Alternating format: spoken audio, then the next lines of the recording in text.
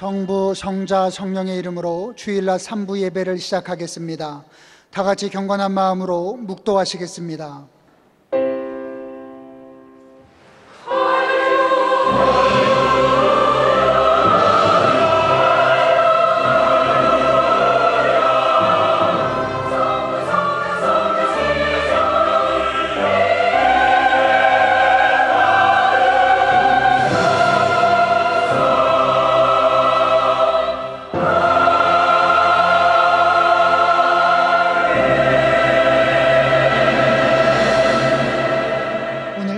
주신 하나님의 말씀은 신약성경 야고보서 1장 1절의 말씀입니다.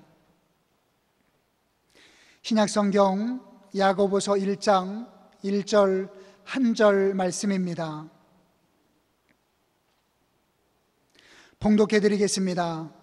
하나님과 주 예수 그리스도의 종 야고보는 흩어져 있는 12지파에게 문안하노라. 아멘.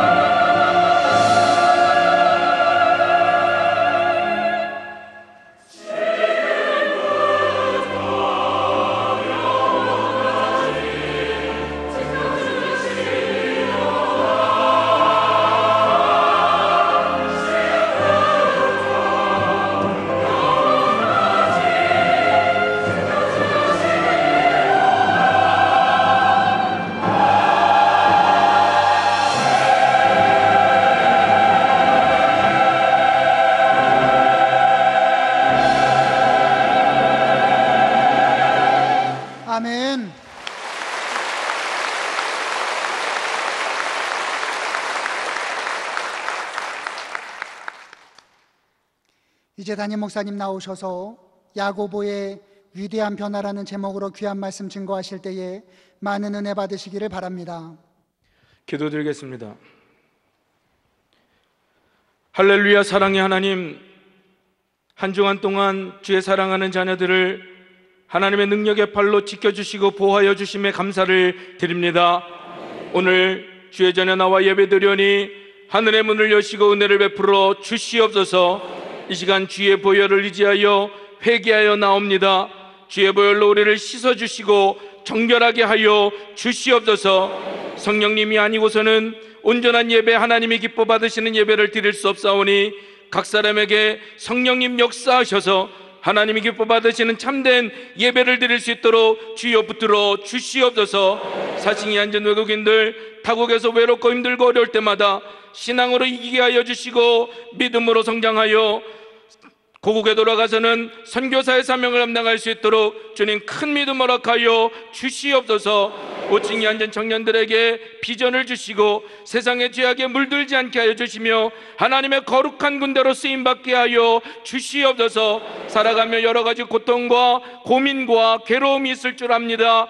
기도로 이기게 하여 주시고 또 하나님의 말씀으로 승리케 하여 주시옵소서. 이른 아침부터 기도로 준비하여 아름답게 찬양드린 임마누엘 찬양대 지휘자 반주자 찬양대원들 오케스트라 대원들 한 사람 한 사람 주님 붙드셔서 그들의 찬양이 우리에게 은혜가 되고 하나님께 영광이 될 수 있도록 입술의 찬양이 삶으로 드려지게 하여 주시옵소서. 이제 말씀을 증거하는 자리에 종이 섰사오니 이 시간 주의 종을 십자가 뒤에 감춰주시고 그저 성령의 기름 부으심만이 있게 하여 주시옵소서. 영의 길을 열어줄 줄 믿고 감사드리며 예수님의 이름으로 간절히 기도드립니다. 아멘. 할렐루야. 하나님의 놀라운 은혜와 축복이 이 시간 예배 드리시는 모든 성도님들 가운데 임하기를 주님의 이름으로 축원합니다. 오늘부터는 야고보서 강해를 하려고 합니다. 그 첫 번째 야고보 강해 첫 번째 야고보의 위대한 변화라는 제목으로 하나님의 말씀을 증거하겠습니다. 오늘 본문 말씀을 보면 야고보서 1장 1절은 야고보서를 기록한 저자를 소개하고 있습니다. 하나님과 주 예수 그리스도의 종 야고보.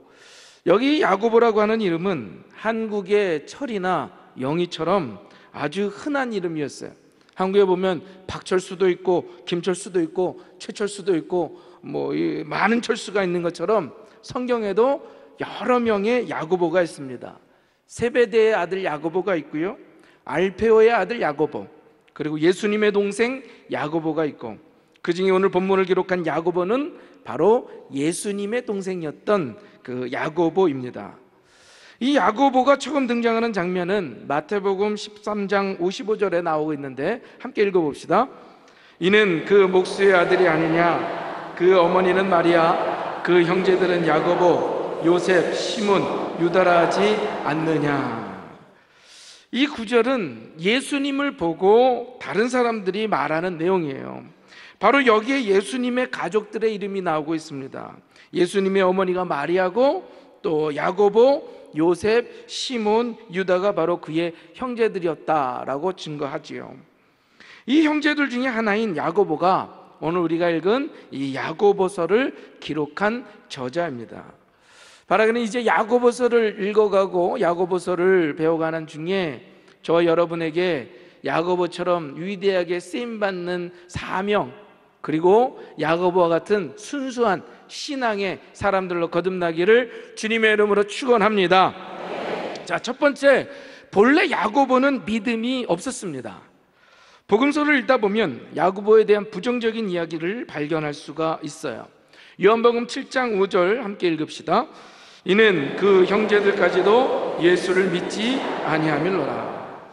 성경은 야고보를 비롯한 예수님의 형제들이 예수님을 믿지 않았다라고 증거하고 있습니다. 한 걸음 더 나아가 마가복음 3장 21절을 보면 아주 충격적인 사실을 폭로해요. 예수의 친족들이 듣고 그를 붙들러 나오니 이는 그가 미쳤다 하밀러라. 예수님의 가족들은 예수님을 믿지도 않을 뿐더러 예수님을 미쳤다라고 생각을 했어요. 예수님이 복음을 전하고 병자들을 고치고 하나님 나라를 선포하는데 그걸 못하게 하려고 예수님의 형제들이, 친족들이 붙잡아 가려고, 가두려고 했다는 거죠. 아마 예수님의 형제들이 예수님께 막 이런 얘기를 했을 것 같아요. 형님, 아니 송충이는 솔잎을 먹고 살아야지, 몫으로 태어났으면 몫으로 일을 할 것이 왜 복음을 증거하고 다니십니까? 뭐 쓸데없는 일을 하십니까? 뭐 이런 얘기를. 아니면 형님, 지금 우리나라에서 제일 막강하고 힘이 있는 사람이 바리새인들입니다. 아니 그런데 그 사람들에게 잘 보여야 살지, 형님은 보니까 바리새인 보고 회칠한 무덤이니 이런 독사의 자식들이라니 욕을 하고 있으니 형님 그러다 잡혀가 죽습니다. 집으로 돌아가서 제발 좀 위험한 얘기 좀 하지 말라고 아마 형제들이 막 말렸을 것 같아요.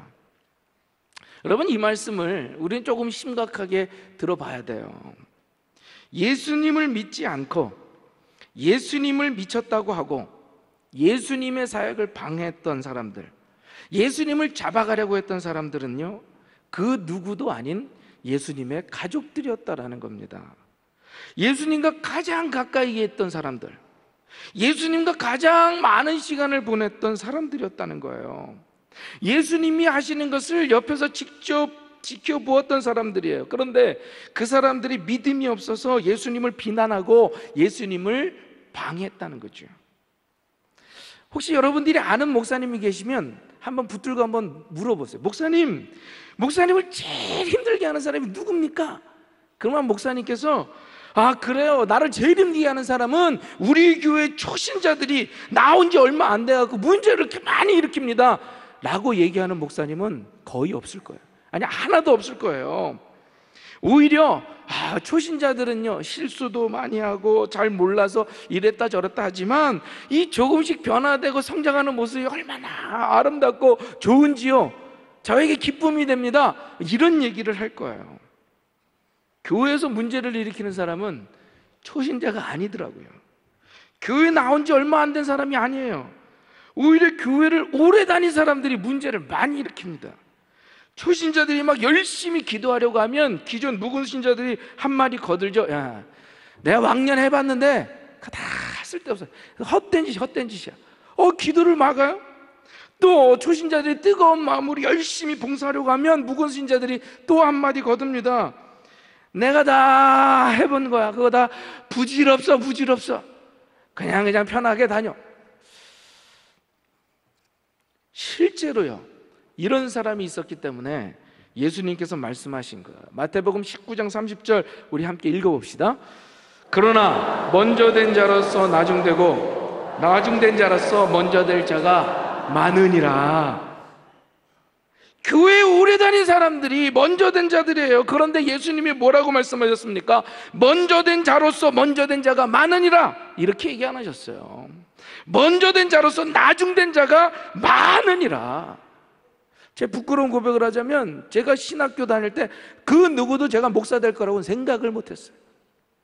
그런데 저 친구는 정말 목사하고 열심히 목회할 거야 라고 했던 친구들은 주변에 많이 안 보이고, 보니까 쟨 정말 목사 안 하고 목회 안 할 사람이라고 생각했던 친구들이 열심히 목회를 하더라고요. 열심히 목회를 해요. 교회 다녀보면 안타까운 게 그거예요. 오히려 오래 다녔음에도 불구하고 예수님을 방해하는 사람들이 많다는 거예요.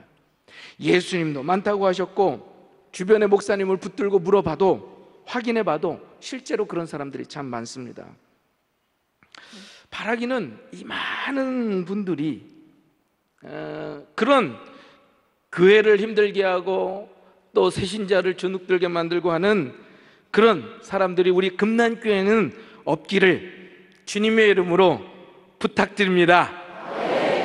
바라기는 이 시간이 지나면 지날수록 오히려 더 뜨거워지고 교회를 다니면 다닐수록 점점 더 겸손해져서 주님의 일을 힘쓰는 저와 여러분이 되기를 주님의 이름으로 축원합니다. 둘째로, 믿음이 없었던 야고보가 부활하신 예수님을 만났습니다. 여러분, 야고보를 향한 예수님의 마음을 한번 생각해 보자고요. 어린 시절부터 같이 집에서 자랐습니다. 같은 아버지 어머니를 모시고 형제로 살았죠. 같이 뛰놀고 같이 웃고 같이 울면서 누구보다도 가까이 지냈습니다. 그런데 그 친동생 야고보가 예수님을 믿질 않아요. 오히려 예수님이 미쳤다라고 얘기하고 붙잡아가려고 합니다. 그때마다 동생을 바라보는 예수님의 마음이 얼마나 마음이 아팠겠어요. 동시에 또 얼마나 화가 났겠습니까? 얼마 전에 제 아들 2명을 제 아이를 태우고 운전해서 이제 집에 가고 있는데 제 둘째 아이 세호가 뭔가 막 서러운 이야기들을 막 하면서 우는 거예요. 그러면서 하는 얘기가 형아가 자기의 말을 믿어주질 않는다는 거예요. 자꾸 자기를 의심하고 그래서 그게 너무 속상해서 막 울면서 저하고 아내한테 성토를 하는 이야기를 들었습니다. 그 형아가 자기를 믿어주지 않으니 그 마음이 막 너무 아팠던 거죠. 여러분 한번 이런 일 겪었다고 생각해 보세요. 내가 잘못한 일이 없는데도 사람들이 막 나를 비난합니다. 그러면 정말 힘들지 않습니까? 하지만 정말 힘든 때보다 더 힘든 때가 뭐냐? 나를 비난하는 사람들 틈에 내 가족이 섞여 있는 거예요.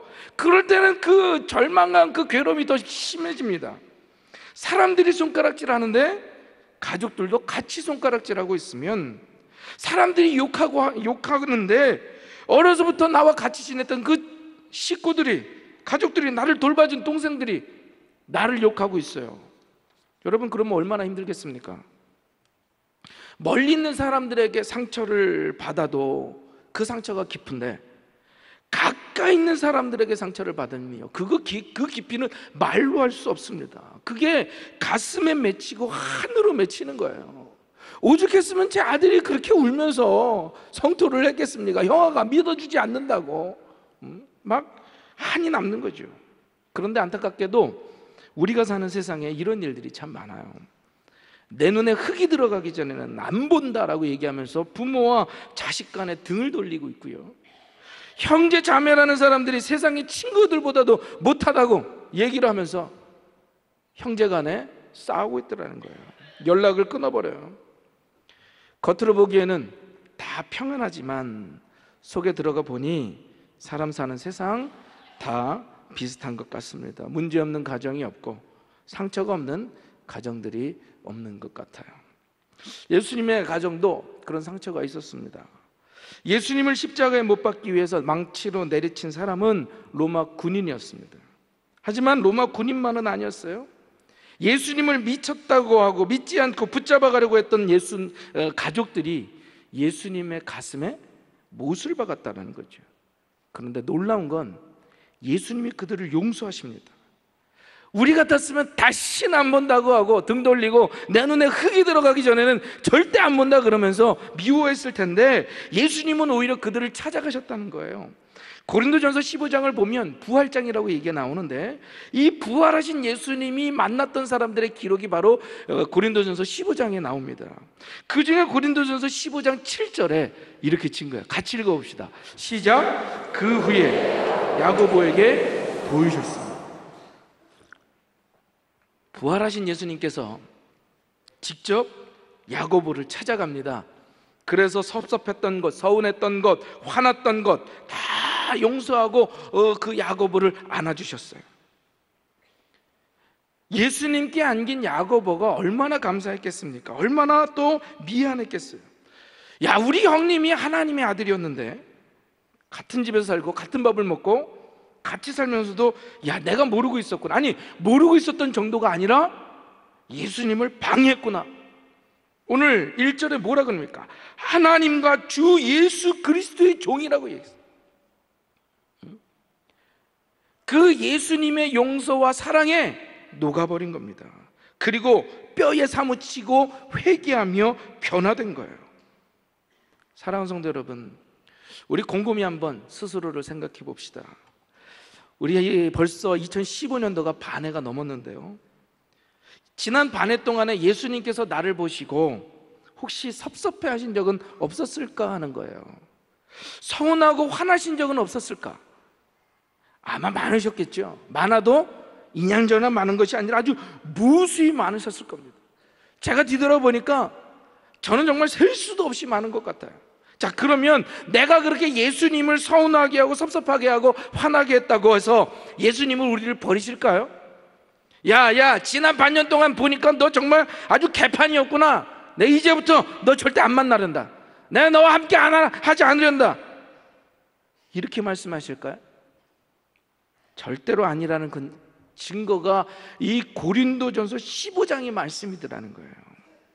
정말로 힘들게 했던 야고보를 예수님이 만나 주십니다. 야고보를 포기하지 않으신 그 예수님께서 저와 여러분도 포기하지 않으실 줄로 믿습니다. 무엇보다도 예수님이 우리를 포기하지 않으셨다라는 증거가 또 한 가지 있어요. 지난 그 여름 수련회 동안에 부어주셨던 놀라운 은혜였다는 겁니다.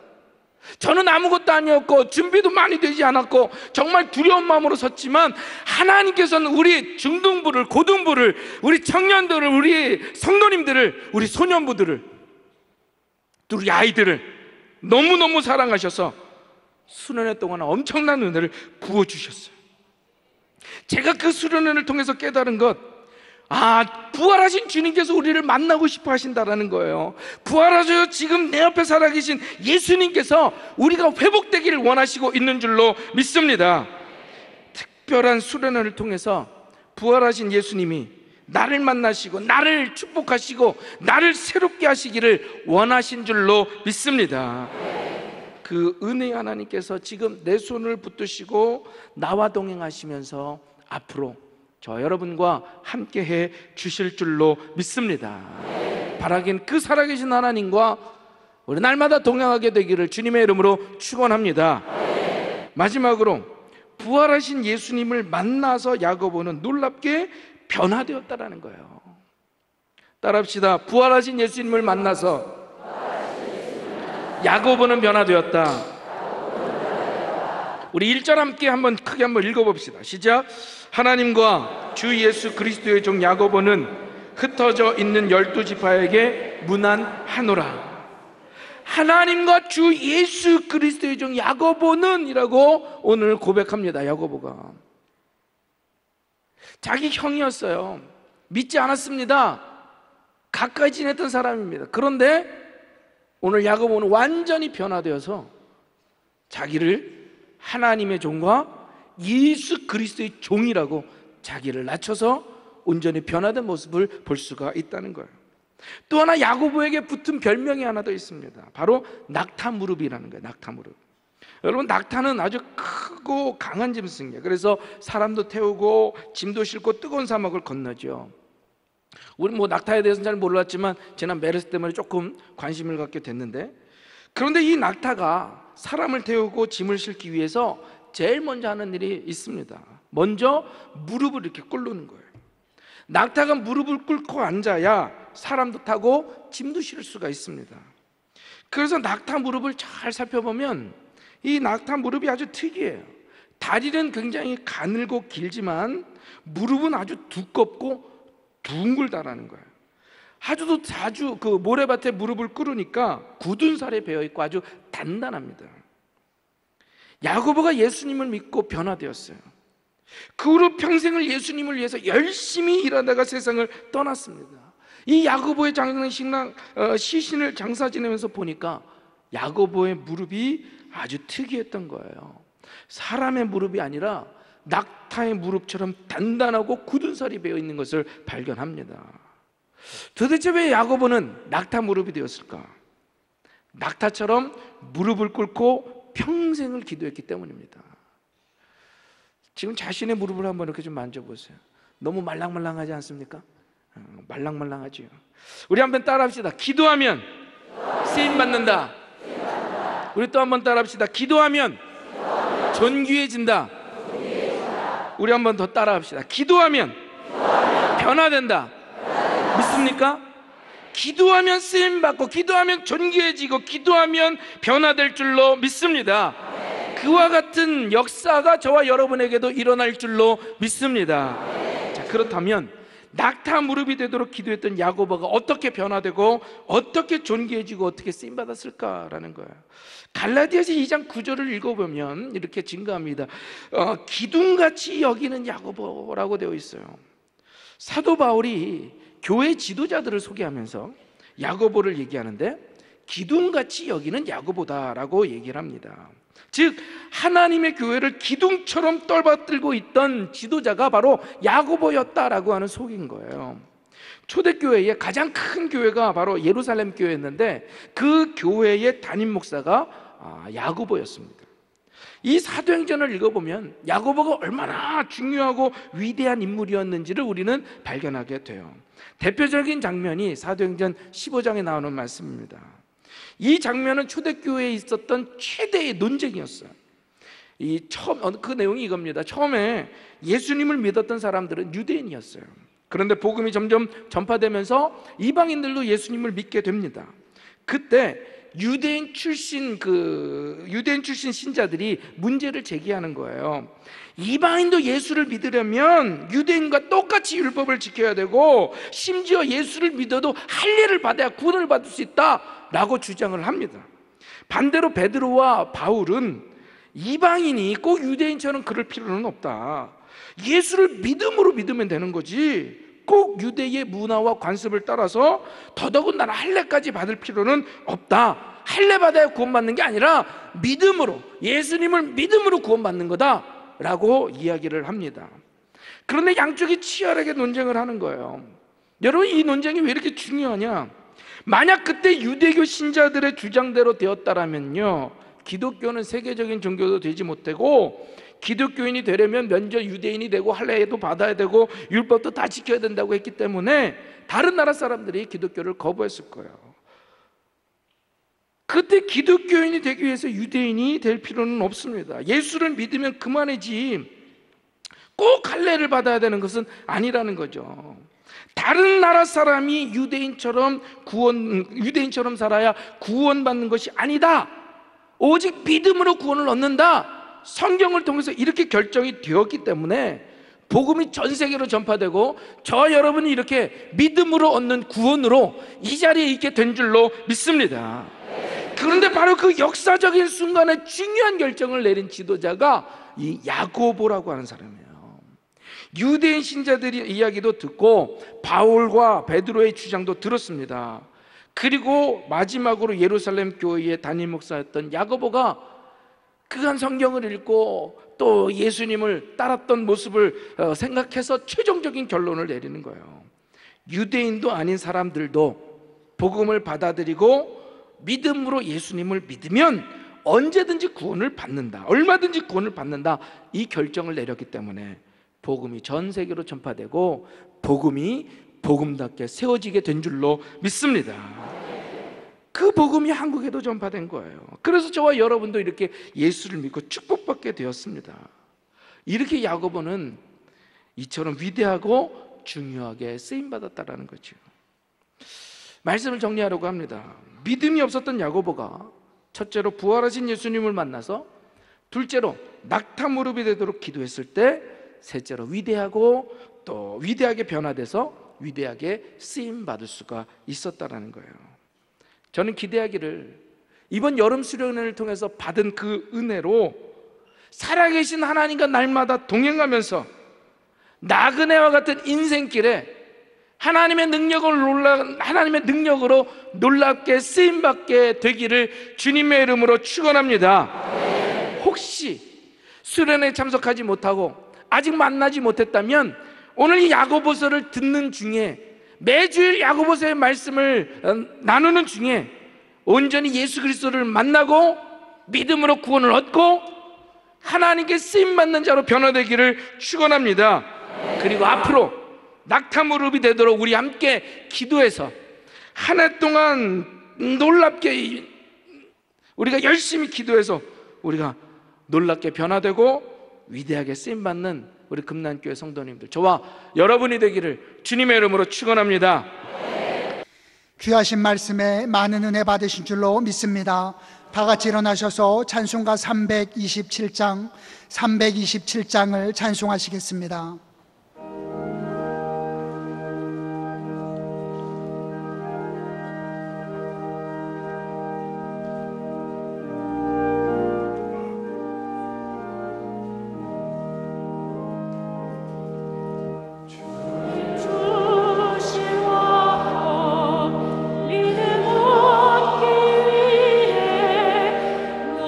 저